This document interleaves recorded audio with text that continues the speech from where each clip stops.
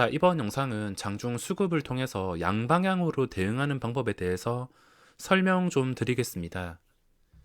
우선 주식 선물 옵션을 해야 되는데, 예전에도 제가 주식 선물 옵션 관련해서 영상을 올려드린 적이 있지만, 제가 자주 이용하지는 않지만 이게 양방향으로 포지션을 잡을 수 있기 때문에 좀 확실하다 싶을 때, 좀 확신이 들고 매매 성공 확률이 높다 싶을 때 그때만 이용해서 잠깐 수익을 내고 있습니다. 어쨌든 간에 주식은 매수해서 올라야지 수익이지만, 이 주식 선물 옵션은 매도를 해서 주가가 내려도 수익을 낼 수 있기 때문에, 이 주식 선물 옵션을 이용해서, 그리고 장중에 수급을 이용해서 수익을 내는 과정을 보여드릴 생각입니다. 우선 기아차라는 종목이 있는데, 제가 기아차라는 종목을 오전에 매매했습니다. 당연히 거래량이 증가하면서 중요한 자리를 돌파해주는 그림이 나와서 이걸 매매할 수밖에 없었습니다. 여러 번 매매를 했으며, 그리고 10만원 위에서도 들어갔다가 빠르게 치고 빠졌습니다. 치고 빠져서 매수로 수익을 낸 상태인데, 이제 주가가 더 이상 올라가지 못하고 내려왔습니다. 사실무근 관련 뉴스가 뜨면서 이렇게 수직으로 떨어져서 황금선 방금 전에 잠깐 회복해줬지만 보시다시피 유지조차 해주지 못했습니다. 그리고 제가 수급을 통해서 매매를 한 이유가, 여기서 중요한 것을 체크해 보겠습니다. 기아차 장중 수급 보시면, 어쨌든 간에 이 종목이 애플카 이런 뉴스가 나왔어도 올라갈 수 있었던 이유가 수급 주체가 있었기 때문입니다. 만약에 원래부터 그 수급 주체가 없는 상황에서 이런 거래량만 나오고 올라갔으면 제가 수급을 신경 쓰진 않겠지만, 처음부터 수급 주체가 있어서 주가가 올라가게 되었습니다. 무슨 말이냐면, 이게 장중에 수급 추정치인데 처음에 9시 54분 이때 추정치 보시면은 전 기간에서 쌍끌이 매수가 들어왔습니다. 연기금 84,000주, 투신 56,000주, 보험 13,000주, 이렇게 쌍끌이 매수가 들어오면서 기관이 수급 주체가 되어서, 그리고 외국인과 함께 양매수 수급 주체가 들어오면서 주가가 이렇게 10만 2천원까지 호가 단위가 변하는 구간까지 올라오게 되었습니다. 하지만 그 다음 수급이 갱신될 때 보시면 5만 6천 주 매수하던 투신이 갑자기 마이너스 9만 6천 주가 되었습니다. 증감이 아니라 누적으로 봤을 때, 증감으로 보면 조금 더 이해하기 쉬우신데, 쉽게 말해서 여기서 5만 6천 주 사던 투신이 뉴스를 보고 팔았는지 모르겠지만 15만 주가 한 방에 매도가 나왔다는 겁니다. 보험에서 21만 주, 연기금도 15,000주, 더 이상 매수가 들어오지 않고 이 수급 주체가 이탈해 버려서 당연히 거래량이 끊기고 추세도 위협을 받고 있는 상황이라, 추세가 안정을 찾지를 못하고 있습니다. 안정을 찾으려면 여기서 황금선 회복해 주었을 때 더 내려가지 않고서 무조건 지켜줘야지 정상이었을 텐데, 여기서 지켜주지 못했다는 것은 지금은 잘 버티고 있지만 결국에 아까 저점들을 깨면서 주가는 더 떨어질 수가 있다는 겁니다. 게다가 지수까지 그렇게 좋지 않은 상황이라 시장에서 거래대금이 정말 많이 나와서 잠깐 한 호가 두 호가는 반등이 나오겠지만, 이거 꺼놨어야 되는데 알람은 꺼놓겠습니다. 어쨌든 간에 수급 주체가 없고 거래량이 끊긴 상태에서 이 분위기 때문에 한 호가 두 호가 반등이 나온다 하더라도 결국에 이 반등 나온 구간 유지 못한다면은 주가는 계단식 하락으로 내려갈 수밖에 없다는 겁니다. 수급 주체가 이탈해서 이제 이 종목을 10만원 이상까지 끌어올릴 힘이 부족할 것 같아서 주식 선물 옵션으로 매도를 잡았습니다. 매도를 잡았으니까 당연히 매수로 청산을 해야 되는데, 주가가 내려가면은 수익을 얻습니다. 이거는 정말 확률이 높은 구간, 좀 확신이 드는 구간이 아닌 이상 함부로 써먹어서는 안 됩니다. 거래세가 없어서 좀 매매가 편해서 가끔씩 매도 잡을 때 이 화면을 이용하고 있습니다. 지수 상태도 그렇게 좋지 않은 상황이며 지금 현대차든 현대위아든 전부 다 황금선 밑에서 근처에서 힘을 쓰지 못하고 있습니다. 방금 전에 분위기 때문에 시장에서 주목을 받는 종목이라서 이런 분위기 때문에 97,000원을 돌파했지만 위로 매물이 가득하며 거래량 그리고 수급 주체가 이탈했기 때문에 주가가 더 이상 상승하는 것은 어렵다고 판단을 하고 있습니다. 오늘 당장 상승이 힘들어도 그 다음날에 다시 수급 주체가 들어와서 상승이 충분히 가능하거나 어쨌든 간에 이 중요한 자리인 96,000원을 지켜주게 된다면 그 뒤에도 잠깐 매수가 몰릴 수 있지만 지금 당장은 수급 주체가 이탈했기 때문에 잠깐 방금 전처럼 한 개, 두 개 호가가 매수가 들어온다 하더라도 그 올랐던 상황을 유지해 줄 수가 없는 상태입니다. 방금 전에도 97,200원까지 올랐다가 유지를 못 해주니까 다시 내려왔습니다. 이제 시간을 두고서 기다리면은 주가가 내려갈 가능성이 굉장히 높아졌으며 내려가는 과정에서 그 전 저점까지 아까 쭉 내려갔던 가격이 95,000원 그리고 아까 저점들 95,700원 정도 이런 가격들까지 내려가게 된다면 심리적으로 매도가 나올 수밖에 없으며 더 이상 수급 주체랑 매수세가 붙지 않고 있기 때문에 순간적으로 매도를 잡아서 수익을 낼 수 있습니다. 물론 여기서 정말 큰 수익을 기대하기에는 거래대금이 정말 많이 붙는 상황이라서 적당히 수익 줄 때 1%라도 확실하게 먹고 빠질 생각입니다. 단순하게 지금 호가창 보면서 내가 이 종목을 매수할 수 있는지부터 생각을 해보면 답이 나옵니다. 주가가 올라가기 위해서는 지금 상황이 괜찮아야 되는데 내가 과연 이 자리에서 매수를 할 수 있을까 생각을 해보시면 됩니다. 수급 주체 이탈하고 있으며 지금 황금선에서 거래가 되고 있긴 하지만 방향이 결정되기 직전입니다. 지금은 겹쳐 있지만 어쨌든 간에 상승이든 하락이든 방향이 결정될 텐데 제가 이걸 매수로 수익 보기 위해서 지금 진입을 노린다면 절대 못 들어갈 것 같습니다. 수급 주체 끊기고 거래량이 많이 줄어든 상태에서 위로 매물대는 가득 쌓여 있기 때문에 이 상태에서 매수를 잡을 수가 없습니다. 그래서 상황에 맞게 매도를 잡은 것이며 주가는 결국에 황금선에서 방향이 결정되면서 이렇게 내려갈 수밖에 없습니다.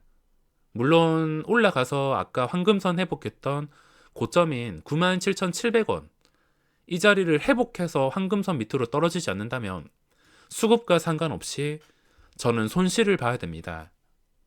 어쨌든 주식에는 100%가 없기 때문에 이런 상황이 나오게 된다면 저는 손해를 감수해야 됩니다. 하지만 이런 상황이 나오지 않는다면 밑으로 떨어질 가능성이 굉장히 높은 상황이라 이런 식으로 대응할 수밖에 없습니다. 차트도 자세히 보시면 방금 전에 뜬 캔들이 그렇게 좋지 않습니다. 황금선을 유지 못해 주겠다는 뜻이기 때문에 지금은 그냥 기다리다가 시간이 해결해 줄 것이기 때문에 저점을 깨는 과정을 보고 수익이 좀 난다 싶으면 바로 수익을 실현하겠습니다.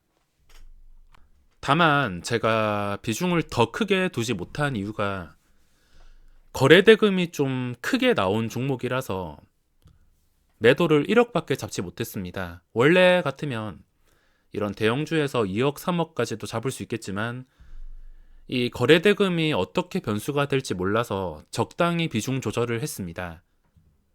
만약에 오늘 기아차가 이런 거래대금이 나오지 않고 평소와 크게 다를 게 없는 상황에서 주가가 무너진 다음에 수급까지 이탈했으면 당연히 조금 더 비중을 실어서 짧게 먹었을 텐데 지금은 거래대금이란 변수가 있기 때문에 비중을 적당히 조절했습니다. 지금 방향이 결정되는 순간인데 매물대 보시면은 진짜 지독하게 쌓여 있습니다. 이런 매물대를 시원하게 뚫어주기 위해서는 수급 주체가 유지가 된다던가 아니면 이런 엄청난 거래 대금이 유지가 되어야 되는데 딱 거래량 비교를 해보시더라도 차이가 나는 게 느껴지실 겁니다. 뭐 지금 당장은 수익이 찍히고 있지 않지만 어쨌든 간에 방향이 결정되고 그 방향이 하락으로 결정되었을 때 그전 저점을 터치할 수 있는 가능성이 높기 때문에 이 구간을 이용해서 짧게 수익을 실현할 생각입니다. 자, 지금은 뭐 수익도 안 나고 별로 달라진 것을 잘 모르실 수도 있지만 이게 미세하게 차이가 납니다. 안정될 구간에서 안정되지 못하고 계속해서 황금선 회복을 실패하는 것을 보실 수 있는데, 보시다시피 계속해서 회복을 실패하고 있으며 매수 주체가 이탈한 상황이라 뭐 지금 당장은 이런 음봉이 나오지 않겠지만 어쨌든 간에 그 실망감 때문에 순식간에 쏟아지는 타이밍이 있을 것입니다. 저는 그 타이밍을 이용해서 수익을 내는 것이며 목표 청산 가격은 한 96,000원에서 95,000원 정도, 그 정도에서 청산할 생각입니다. 뭐 그 밑으로 더 빠질 가능성에 대해서는 앞으로 거래대금이라든지 수급이라든지 좀 변수가 많아서 조금 더 버티기에는 이 거래대금이 부담스러워서 크게 버티지는 못하겠지만, 어쨌든 이 구간까지 충격을 받게 된다면 충분히 수익을 챙길 기회가 나오기 때문에 그 기회가 나왔을 때 수익을 챙길 생각입니다. 거래대금도 많고 밑에 매수 대기가 많아서 쉽게 빠지지 않을 뿐, 주가는 어째 되었든 간에 황금선 회복해 줘야 될 자리에서 회복을 해주지 못하고 있습니다. 가야 될 자리에서 가지 못한다면 당연히 주가는 하락합니다.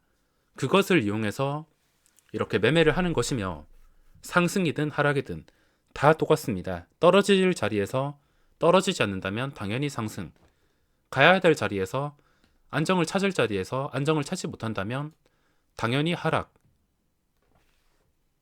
거래대금이 많아서 무너지다가도 중간중간에 매수가 들어올 텐데 어쨌든 간에 지금 추세 회복하지 못하고 무너지는 중이라서 이 자리들, 아까 아래 꼬리 달았던 자리들, 여기서 또 지지를 해줄 가능성도 있습니다.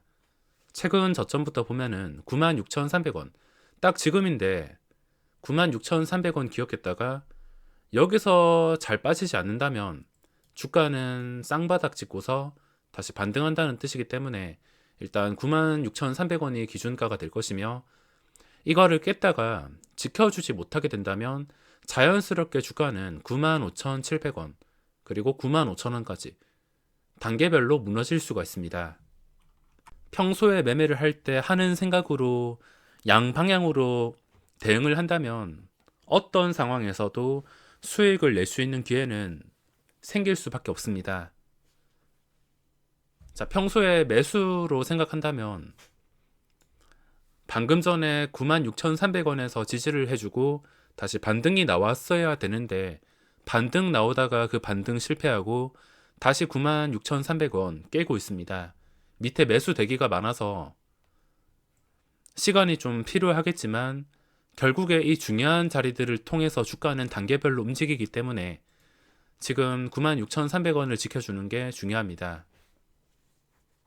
자, 방금 전에 한번 지켜주었으며 어쨌든 간에 저는 여기서 황금선 회복해 주기 전까지는 보유를 했다가 황금선을 회복하고 유지를 해준다면 손실을 볼 것이며, 그게 아니라 그냥 단계별로 이 중요한 자리들 깨면서 내려간다면 수익을 적당히 챙길 것입니다. 지금 반등이 한 번씩 나오는 게 밑에 매수 대기가 워낙 많기 때문에 나오는 것이지만 앞서 말씀드렸다시피 수급 주체가 이탈했습니다. 이걸 끌어올릴 주체가 있어야 되는데 주체가 나갔습니다. 그렇기 때문에 주가가 하락할 가능성이 높아지는 것이며, 그걸 이용해서 반대로 수익을 낼 수 있는 것입니다. 결국에 다시 96,300원 깨버렸으며 밑에 매수 대기가 많다고는 하지만 수급 주체가 없어서 주가가 쉽게 밀리고 있습니다. 순식간에 96,100원. 뭐 여기서 일확천금 수익 낼 것도 아니라 그냥 적당히 먹었다 싶을 때 바로 수익 챙기겠습니다. 지금 차트 상태는 굉장히 좋지 않지만 거래대금이 또 변수가 될 수 있습니다. 96,000원까지 깨버렸으며 이제 96,300원 지켜주지 못했으니까 그 다음 저점인 95,700원까지 내려갔습니다. 자, 95,900원에서 30개 먼저 청산했습니다. 수익을 챙겼으며 뭐 더 내려갈 수도 있긴 있지만 일단 95,900원에 90만 원 정도만 챙기겠습니다. 말씀드렸다시피 이 거래대금이라는 게 수급을 잡아먹고서 변수가 될 수 있어서 그냥 이 분위기를 통해서만 잠깐 수익을 내는 과정을 보여드렸습니다. 만약에 이렇게 되지 않고 반대로 이 구간에서 올라왔을 때 고점이 97,700원입니다.